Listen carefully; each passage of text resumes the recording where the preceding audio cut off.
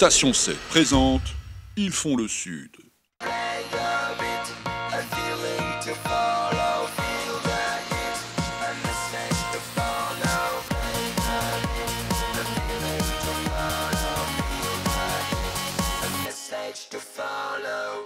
Bonjour et bienvenue sur LCM pour un nouveau numéro d'Ils font le Sud. Alors cette semaine, je reçois un utopiste qui, avec sa secte, espère un jour bousculer les règles politiques du Sud et peut-être même de la France. Jolie présentation.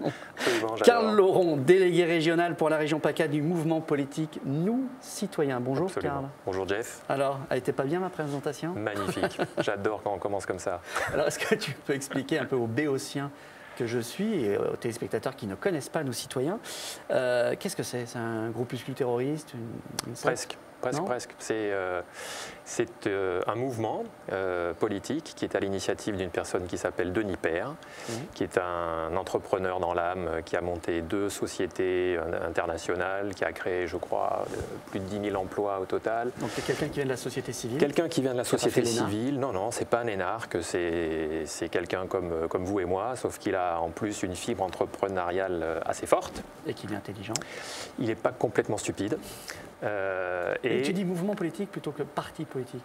Oui, alors on préfère ce qualificatif de mouvement que parti, parce que les partis, je pense que tout le monde en a vraiment soupé, donc on essaye d'avoir un souffle un peu nouveau sur la vie de la cité, et donc on préfère être un mouvement politique plutôt qu'un parti politique. Enfin, c'est pas vraiment le cœur du sujet. Je pense que le cœur du sujet, c'est qu'est-ce qu'on fait pour la France quand on voit que ça dégringole de partout. Tous les indicateurs sont plutôt au rouge qu'au vert. Quel que soit le gouvernement en place. Mais oui, ça fait 40 ans qu'on nous sert la même soupe, que ce soit de droite comme de gauche. Et alors Denis Père, il s'est dit quoi? Il s'est dit, moi je vais faire j'ai des idées. Comment ça se fait que lui ait des idées que... Denis Père, une fois de plus, c'est un entrepreneur. Donc, lorsqu'il a vendu, l'origine de ce mouvement, lorsqu'il a vendu ces 2 sociétés, il faisait des conférences en France sur l'entrepreneuriat, comment monter des boîtes, etc. Et puis, il n'arrivait jamais à finir ses conférences parce que tout le monde lui posait des questions sur la France. Mais la France va mal, comment est-ce qu'on va s'en sortir? C'est pas possible. Et un jour, une femme lui a dit, mais qu'est-ce que vous allez raconter à vos enfants? Il a 4 enfants, Denis Père, comme moi. Qu'est-ce que vous allez raconter à vos enfants? Et donc Denis, donc il est rentré chez lui le soir, il a dit à sa femme, je monte un parti politique, on va essayer de relever la France.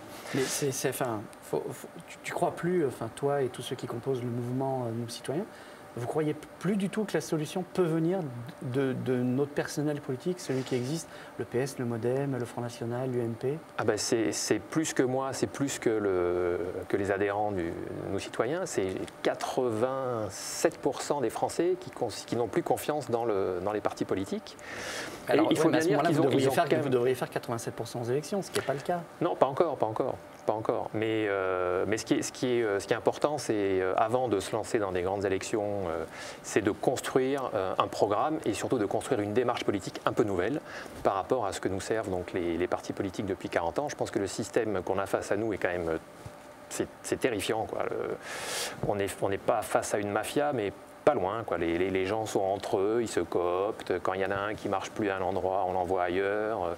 Quand M. Payon a fait des... je ne sais pas comment est-ce qu'on peut qualifier son bilan à l'Éducation nationale, mais en tout cas, c'était pas magnifique.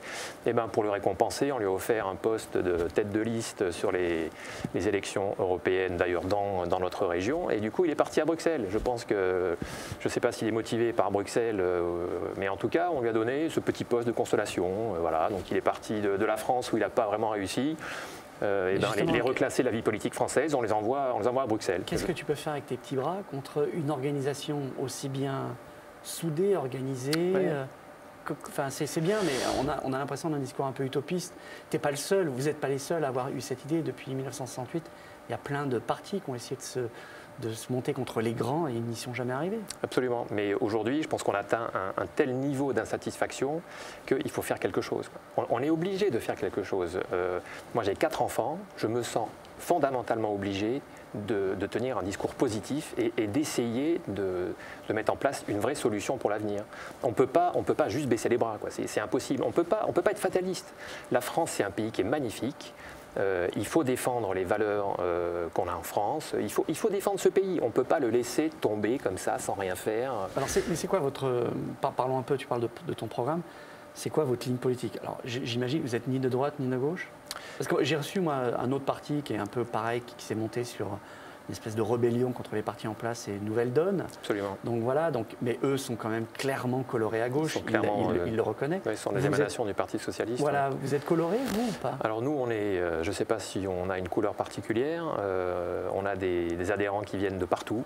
On a des adhérents qui viennent du PS, on a des adhérents qui viennent de l'UMP, du centre. On a des adhérents qui viennent du Front National. Donc je pense qu'on n'a pas de couleur particulière. On pense qu'on a juste quelque chose qu'on considère qui est fort chez nous, c'est qu'il y a soit des bonnes idées, soit des mauvaises idées. Alors c'est quoi vos idées ? Il y a des bonnes idées qui peuvent venir de gauche, des bonnes idées qui peuvent venir historiquement de droite. C'est ce que dit Modem aussi, c'est ce que dit Bayrou depuis des années. Très bien, très bien. Et Bayrou n'a jamais réussi à convaincre personne. Donc. Alors, je pense qu'il y a une des spécificités que l'on a, auxquelles on tient vraiment, c'est qu'on est persuadé qu'un des mots français, c'est la professionnalisation des hommes politiques. Aujourd'hui, on a des Sarkozy qui démarrent à 24 ans leur carrière politique, maire de Neuilly, et puis qui continuent, et qui ne savent faire que ça. Et du coup c'est un vrai souci, c'est que vous avez des gens pour lesquels la vie politique, c'est leur job. C'est leur job. Et donc, ils ne souhaitent qu'être réélus. Et donc, ils feront n'importe quoi pour être réélus. Et ça, c'est un vrai drame français. C'est que quand on est dans un système où, pour être élu, il faut faire des promesses, eh ben, on fait des promesses. Et pour tenir les promesses, quand on les tient au mieux, eh bien, ça coûte de l'argent, donc on s'endette. Et on voit que depuis 40 ans, les gouvernements de droite comme de gauche s'endetter, et ça n'arrête pas. Et aujourd'hui, chaque enfant qui naît avec 30 000 euros de dette. Il y a un petit de 50 cm qui sort du ventre de sa mère. La sécurité, si tu veux. Mais là, tu critiques, ok, on a compris, la solution ne viendra pas de la droite ni de la gauche, etc. Tu proposes quoi? Nous, citoyens, proposent quoi? Alors, nous citoyens, on a 3 grands axes de propositions. Il n'y a pas de mandat renouvelable chez vous? Vous proposez quoi? Vous êtes élu, vous faites un mandat et vous disparaissez? Alors, chez nous citoyens, un des points forts, c'est d'avoir 2 mandats maximum, peut-être 3 dans certains cas, mais en tout cas pas plus de 2 de façon standard. Et donc ça veut dire quoi? Ça veut dire que quelqu'un qui vient faire de la politique, il sait que c'est pour un temps qui est limité. Donc il va faire son job et il sait que dans 2 mandats, il va repartir dans la vie civile. Et ça change tout. Ça change tout parce que on est la vie civile ne va pas l'attendre pendant ces 2 mandats. Non, ça ne va pas l'attendre. Mais moi, ça fait 20 ans que je travaille dans la vie civile. Imaginons que je prenne un mandat, quel qu'il soit, dans une collectivité. Je pense que lorsque je retournerai à la vie civile, j'aurai eu une expérience nouvelle. Je n'aurai pas peur d'aller trouver un emploi et je pense que quelqu'un me fera confiance pour me trouver un job. Pour l'Europe, c'est quoi votre position sur l'Europe? Aujourd'hui, on entend beaucoup de gens anti-européens. On remet en cause l'euro. On remet en cause les accords de Schengen, etc. C'est quoi votre... Alors nous, on est fondamentalement européens. C'est une des forces du mouvement.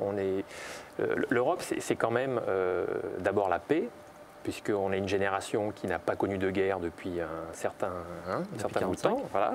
Donc on est quand même assez privilégié. Et ça, c'est la construction de l'Europe, c'est le dialogue entre les peuples. Donc on est pro-européen, et on est pro-européen parce que c'est la paix, et ensuite parce que c'est la force. On est quand même dans un monde qui est de plus en plus mondialisé. Mais vous êtes pour la mondialisation ou alors il faut... Et alors, pour finir sur l'Europe, on est persuadé qu'il faut être fort dans le monde, et donc il faut parler d'une seule voix, et il faut que l'Europe monte en puissance, et qu'on l'écoute, et qu'on soit fiers de l'Europe. Au lieu de détricoter l'Europe, toi au contraire, il faut renforcer l'Europe. Bien sûr, c'est une évidence. Là, il y a une pétition que vous avez lancée contre les hommes politiques qui ont des problèmes avec la justice. C'est quoi votre idée là? Voilà, alors nous on a un des thèmes assez importants qu'on veut mettre en place, c'est l'éthique en politique. Il nous semble complètement insensé d'avoir des hommes politiques qui ont des affaires sur le dos et qui sont réélus alors qu'ils se sont... Balkany ne peut pas venir à Nous Citoyens, par exemple. Je pense que lui, c'est même pas la peine qu'il essaye de rentrer, non, ça c'est sûr. Et c'est quoi votre pétition? Vous demandez quoi en fait? On demande une chose très simple, c'est que des hommes politiques qui ont été pris la main dans le sac ne puissent plus jamais refaire de politique. Quand on fait de la politique, on doit être au service de la nation et on n'est pas là pour se servir. Donc c'est très très simple. Cette pétition, comment si les téléspectateurs veulent la signer, sont d'accord avec cette idée-là? Vous allez sur nouscitoyens.fr et vous avez un lien sur la pétition. Et en 24 heures, on a eu déjà 5000 signatures, donc je pense que ça va prendre de l'ampleur et j'espère qu'on sera écouté. En tout cas, ce sera un bon test pour le gouvernement actuel. Ton casier judiciaire est vierge, c'est bon? Pour l'instant, oui. Nous Citoyens? C'est pour l'instant. Bon, en tout cas, merci beaucoup. Je précise juste que le mouvement vient d'être... Il y a un nouveau président qui a été nommé, c'est Jean-Marie Cavada. Absolument. Que on connaît un peu. Donc voilà, c'était un peu pour vous professionnaliser, c'est ça? Alors déjà, je trouve ça assez fantastique dans notre mouvement qu'il n'y ait pas, on n'a pas une guerre de chefs chez nous. Hein. On a juste une guerre pour améliorer la France. Donc Denis Père, qui a lancé le mouvement, il a reconnu, je pense, de façon très lucide que... Ses limites. Oui, tout le monde a ses limites. Et je pense que pour se faire entendre aujourd'hui, il faut qu'on ait quelqu'un qui nous amène une expérience politique, une expérience des médias. Et Jean-Marie Cavada a cette particularité d'être à la fois un homme, un entrepreneur. Dans la première partie de sa vie, ça a été un entrepreneur, puis ça a été un homme de médias. Et quand il est allé se reposer à la retraite, il ne s'est pas vraiment reposé, il a démarré sa carrière politique. Donc c'est pour nous un parcours qui est exemplaire.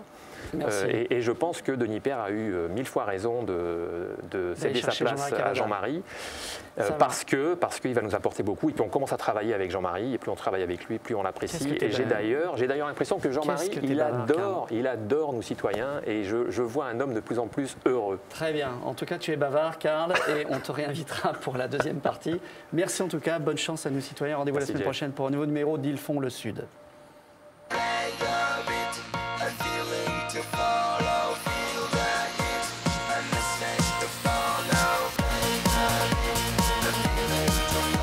Pour revoir ce programme, lcm.fr.